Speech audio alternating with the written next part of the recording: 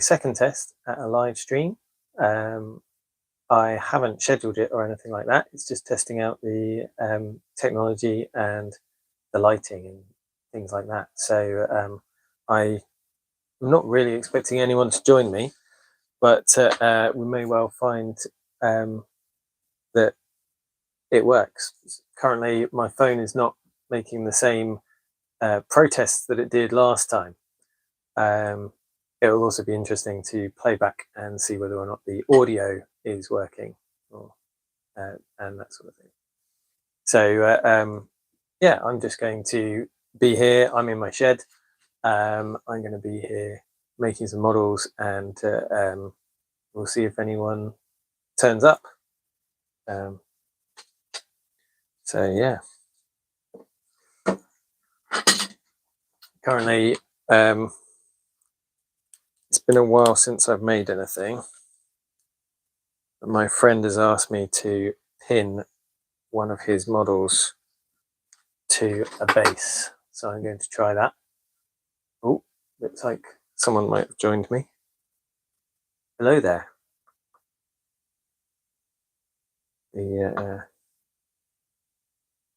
I was just saying that this is just really a technology test, see whether or not it's possible to do a live stream with the stuff that I currently have. Apologies if that was really, really loud. I'm sorry, that was unintentional. I didn't mean to deafen you, but I've got a base here and a big ship to attach to it. Oh, good. Hello, Pokemon. Good to see you.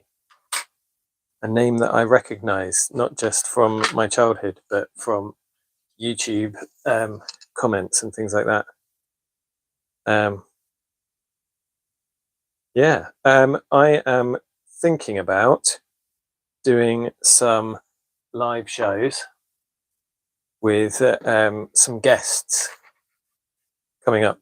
A regular thing. I'm talking to some friends about it. So if that sort of thing is of interest to you, even if you're listening back and you're not here with me live today, yeah, do subscribe, because that sort of thing is coming.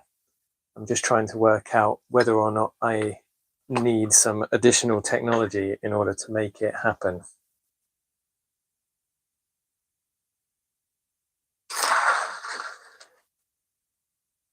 Yeah, the intention would be just kind of to not be that you need to watch it live, but if the option would be there. And I always find it easier to make videos if I've got someone around to talk to.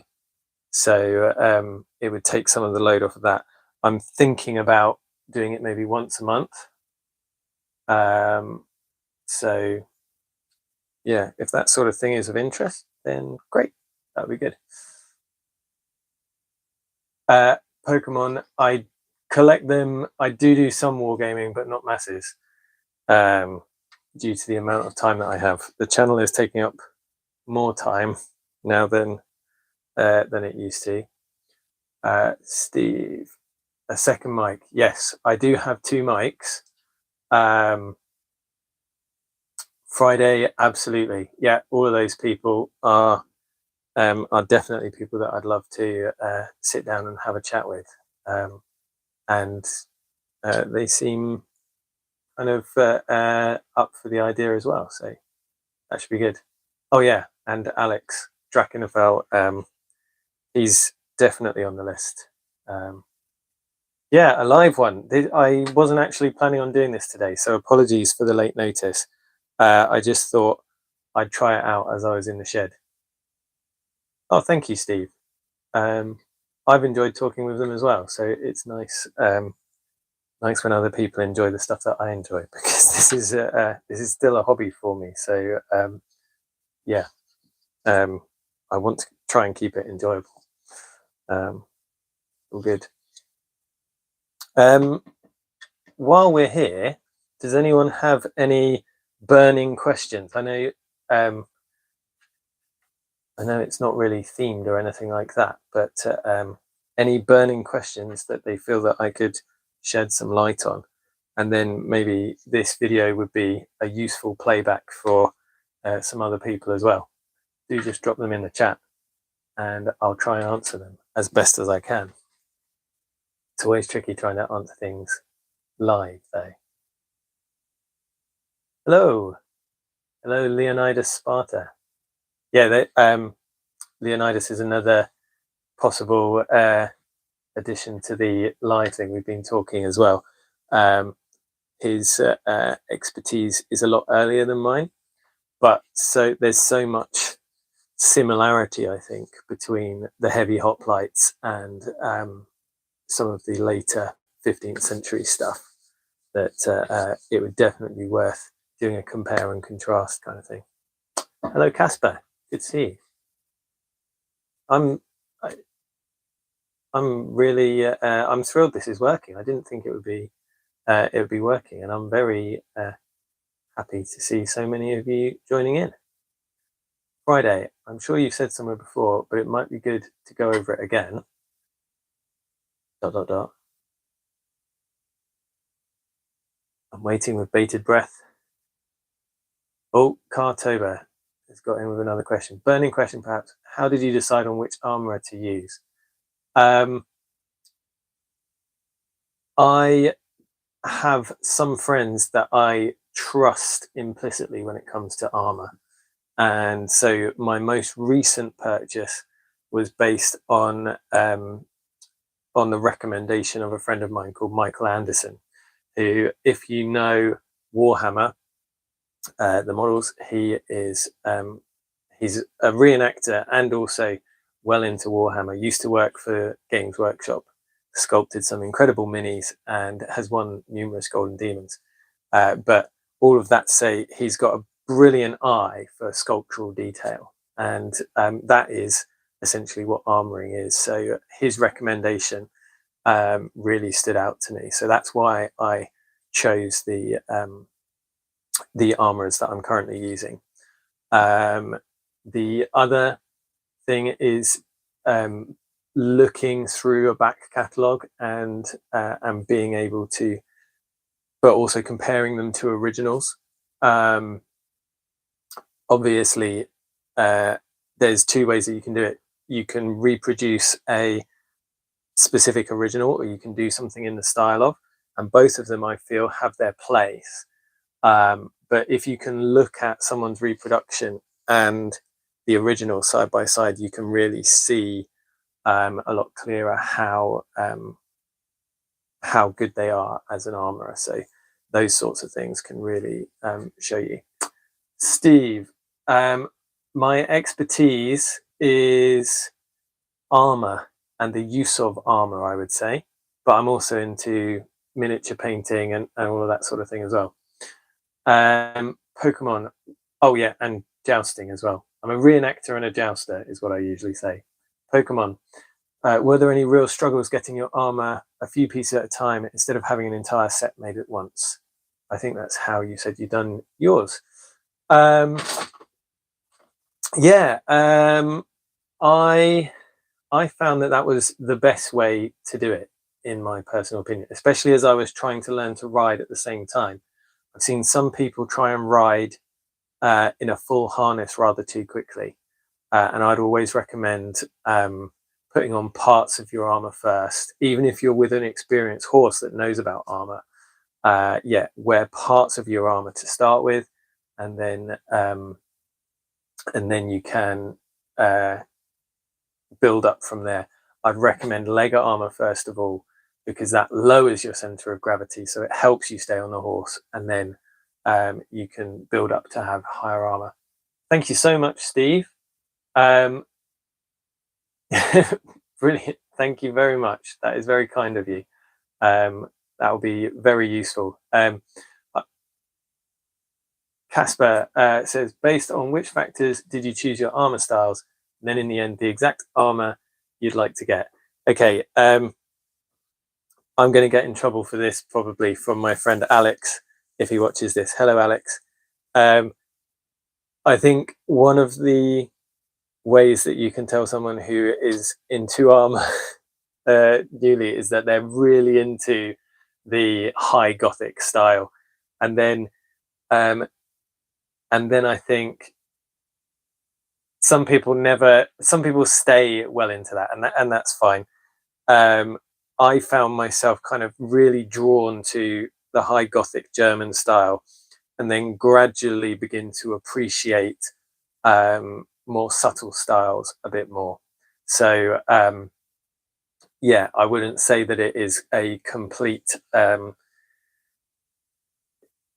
I wouldn't say that that's a pattern for everyone, but I think that's what's happened with me. I've found myself kind of moving away from being really into that German style, and then I kind of began to appreciate the subtleness of the Italian style a bit more. And then as more information about the English style became available, and me as an Englishman kind of it was available to me because I could go to the different places. I even completely bored my wife for a little bit of our honeymoon. I found out that there was an English effigy very close to where we were staying on honeymoon. So I dragged her along to that for a short while. But that's what's so lovely about that is there's a real visceral thing to being able to see an original. And so I think as well, your tastes will be defined to a certain extent by what you can actually see yourself. There's something about originals that really, or art that you can see not through a screen, that really pulls the attention. So yeah, that for me is definitely what's changed my interests. Um, Steve, yeah, Lloyd would be good. I've met him once, and we've chatted a bit about his armor as well, um, talking about how to get around some of the issues that he's had with it. So that might be a good episode to do. Steve, I think plate style armor is awesome, but personally, I like the chain or scale look a little more. I love history most, though. Yeah, um, there's so much, isn't there? I think that it's very difficult to choose one particular thing that's and stick to that. I'm already beginning to look at different armor styles and where to go after this.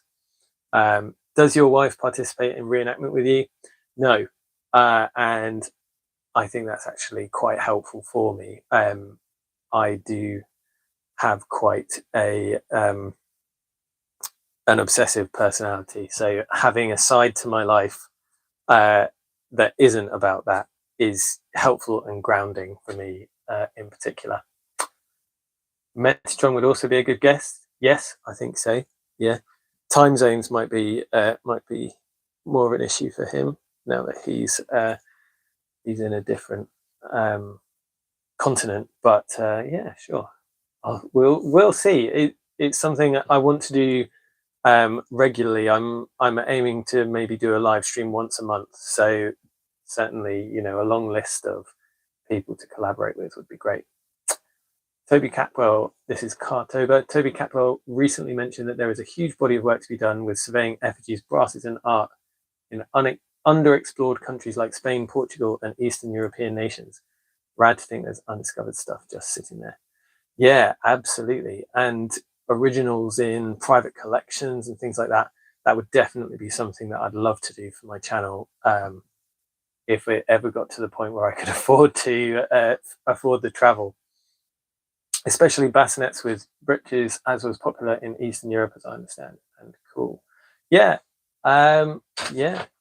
Just loads of interesting stuff. So much of what we have available to us on the internet is kind of what we consider the norm because it's been available. And there's a lot of stuff that both in art and some originals that are turning up that make us rethink what's going on. Steve, thanks for dropping by. Yeah, so many cool cool channels and things like that. And yeah, it's been good to meet some of them and get to know them over the past year. Casper, would you recommend getting common riding lessons before one has a chance to take lessons on mounted combat or jousting? Is there a danger of learning the wrong way of riding? I think that there is always a benefit to horse riding lessons. It can be an issue. Some riding schools do not teach a particularly useful way of riding, and some riding school horses are so used to being ridden in a certain way that they don't take particularly well to a style that you need for mounted combat.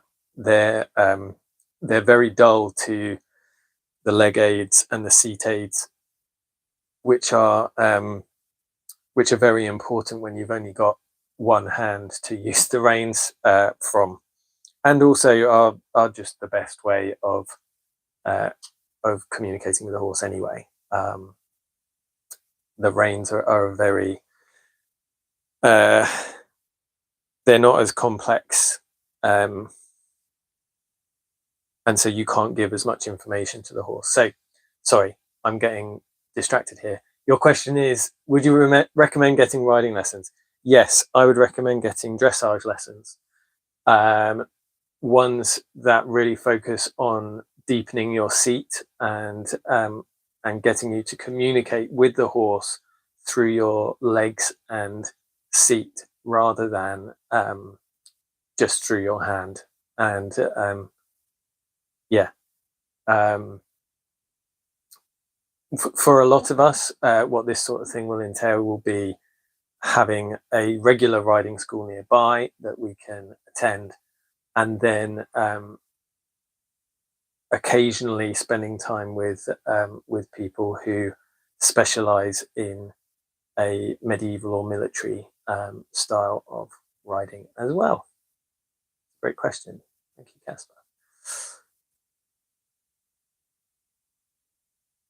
Leonidas, hey Zach, what is your favorite armor aside from the current harness you have? Do you mean original armor, or do you mean one that friends might have or that I've seen? The Ghost Hero, dumb question. Have you done harness fixing? I have fought in armor before. Yeah, and not massively, not loads recently. I really enjoy that sort of thing.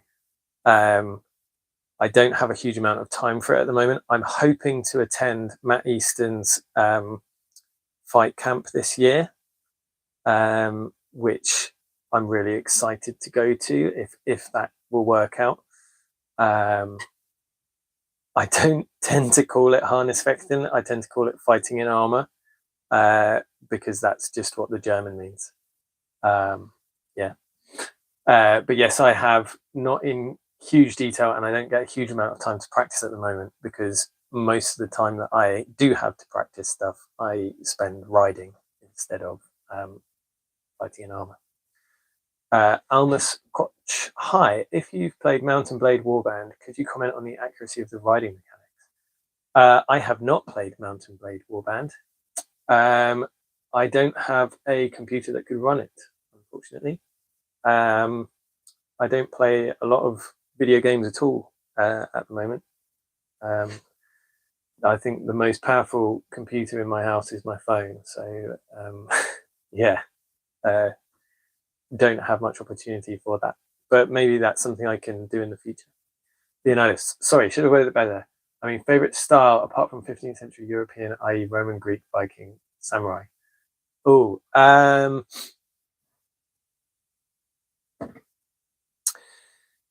so no, I don't. I think favorite is tricky. Favorite is very tricky. The next one that I'm hoping for would be an 11th century kit. um, and try and get one of those done and sorted. I think there's a lot. I think that's a very popular period of reenactment, and I think that it's often not done particularly accurately. So I've been speaking to some people already and getting some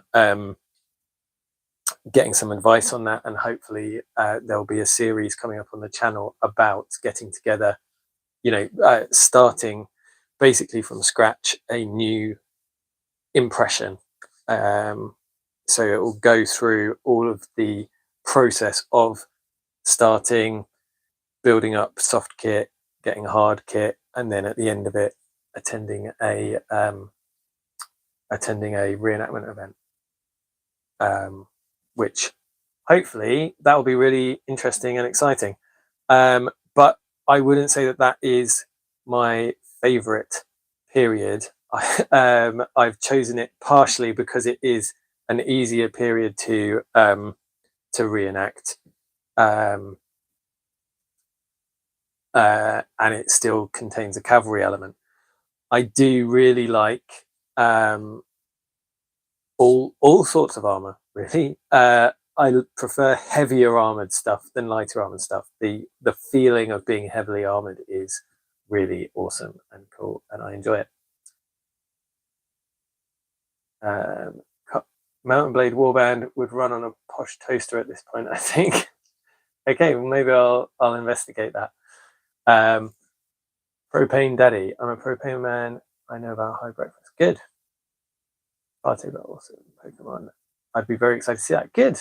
That's good. I'm glad that people are excited about that. I'm already excited about it. So yeah, hopefully we can all enjoy that.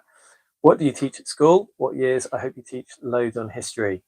I am a primary school teacher, which in England that means children from the age of 4 up to 11, and I'm currently teaching in year 3, so they're 7 or 8, and that involves teaching all subjects. So yes, I do teach history, but I teach everything else as well. Henning Hess, did you ever consider using a curb kandar? It seems to have been an important part of historical riding and quite safe for the horse if you are careful with it. A curb chain, do you mean? On the bit? Yes, we often use them. A lot of modern riders have a strange kind of, they don't like harsh equipment on their horse, but to have harsh equipment does not necessarily mean that it's going to hurt the horse, and there are many horses who have been badly hurt by a heavy hand using a light bit, or using people kicking the horse with maybe not even with spurs on, but just kicking it too hard and things like that. So it's, in my opinion, it is better having a more severe bit, or using a curb, or using spurs and things like that, is actually it's better to use those lightly than to use a lighter aid, but use it too hard. John, how are period reenactments conducted where you're located? Like, are they more like timelines through history or more focused on one time period? It depends on the event. Some are very focused and some are multi-period. I've attended both. I've enjoyed both. Yeah, there's all sorts available in the UK. It kind of depends. Ones that are based around a battle that happened. So, for example, Tewkesbury or Bosworth are more focused on that particular time period. And then people like English Heritage will often do ones as well that can stretch a wider time period. Leonidas, thanks. Appreciate the depth of the answer. If you ever decide to delve into ancient Greece, I'd be happy to help. Yeah, there's some awesome Greek armor. There's a beautiful pair of Greek sabatons in the British Museum that I'd love at some point to get the full head to toe Greek bronze armor, but I would get very, very cold. It's not the best weather for Greek reenacting in England. Ghost Hero, thoughts about using weapons in two hands on horseback? I've seen it done. It is possible. I wouldn't recommend it unless you are extremely good on your horse. And to be honest, I don't know what you will particularly get from it. If the strength supplied by a horse cantering at 25 miles per hour towards your opponent isn't enough to get through whatever defenses they're using, then you swinging it with two hands, I don't think is going to help very much. Cartover, negotiating the animal welfare element must be a very difficult path to walk. Yeah, I think it's a real credit to my society and to the horse suppliers that we've worked with that if we ever have comments about that sort of thing, it's usually, oh, we thought it would be like this, but we're so pleased to see that it's like this. So that's really nice. We've never had a big, in the 12 years that I've been jousting, we've never had an issue with a member of the public, complaining and moaning at us for what we're doing. They're usually they realize that we love our horses and that we wouldn't intentionally hurt them. Lizard Viking, hello Zach, I have a question about traveling in mid-15th century armor. I'm writing a scene for a story where the main character meets a knight traveling with two servants on the road. Traditional context for the scene, they are traveling through peaceful territory with many settlements to rest, so no need to worry bringing camping gear, and they're all riding horses. In terms of weather, it's a warm day of spring, so about 20 degrees Celsius. If you were traveling, how much armor would you be wearing yourself? Which parts would you have packed away, carried by your two servants? Hope you can answer this question. Okay, yeah, I've been thinking about this a lot partially because I've got a collaboration coming up, which might be helpful for people who are writing or are playing D&D or that sort of thing, about this sort of thing. In particular, the difference is that the collaboration is going to be an armor that you can put on by yourself if you don't even have servants with you. So there is a difference. So I will answer your question, and then hopefully you'll enjoy the video when it comes out as well. I would probably wear leg armor, mail shirt with long sleeves, and a breastplate. And I think that would be all that I would need to wear if I was traveling. That would be very light, but still give full protection. If we're in friendly territory, might not need the breastplate or the leg armor. Probably wouldn't need any of the armor if we were in friendly territory. Yeah, you don't see it very much if you're traveling in friendly territory. One thing that I have seen in art is someone wearing a breastplate and greaves. The breastplate is being worn underneath a coat. So, and the greaves are the same color as the hose. So it's almost like he doesn't want to seem like he's wearing armor from a distance. So that's a possibility. if you wanted to go for, you know, someone who is obviously more military, maybe heading towards danger, or someone who's just particularly careful, then yeah, a mail shirt and leg armor would give you full coverage, and a breastplate would just make it that little bit more, or a brigandine. Yeah, it's a possibility.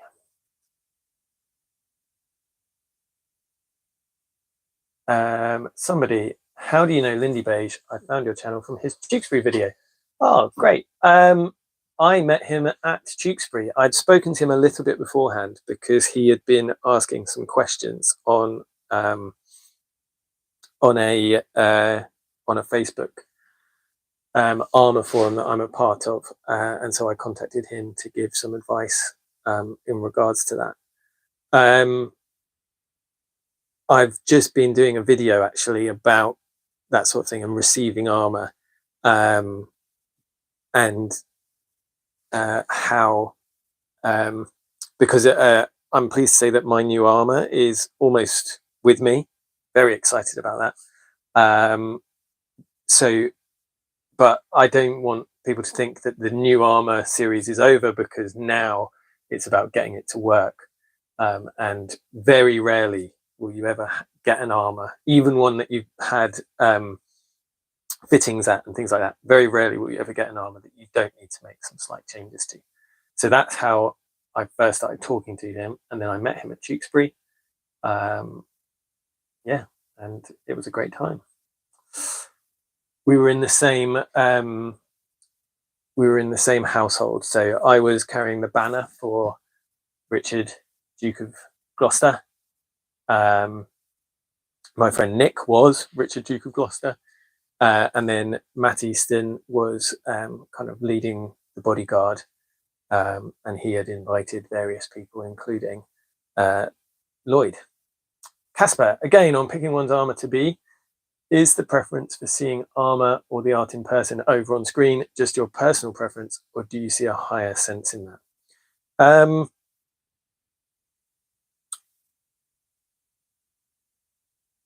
I think it depends what you're going for, and it depends where you actually live. It's not massive. It's not the most important thing, but there is a connection. Armor is such a, when you see it close up, and an effigy as well, because it's almost life size, you just feel something different about it when you see it. And if you're going for an exact reproduction of a particular piece, then either you or the armorer needs to have either loads and loads of photos or close in information on it. I spent half an hour taking photos of the effigy that that I'm having reproduced, and we still came up with questions, and had to go back to Toby Capwell, who also had his own pardon me, also had his own photos and things like that he could help us out with. So yeah, it's not necessary. Certainly most of my armor, or this whole harness that I've been wearing, except for the spaulders and the cooters, I hadn't seen any of that face to face, but there is, you gain a real connection to something when you see it in the flesh, as it were. Thank you so much for joining me, guys. This has been a full half hour and a little bit. So thank you very much for a test. This has been really good and really helpful. I think I'm going to need to head off now, but we will definitely do some more of these, and I will also add some more. I'll give you more notice next time, so that that hopefully we can get some more people along. No worries, Casper. Thank you very much for joining in. Thanks, Pokemon. See you soon. Thanks, John. Bye, guys. See you.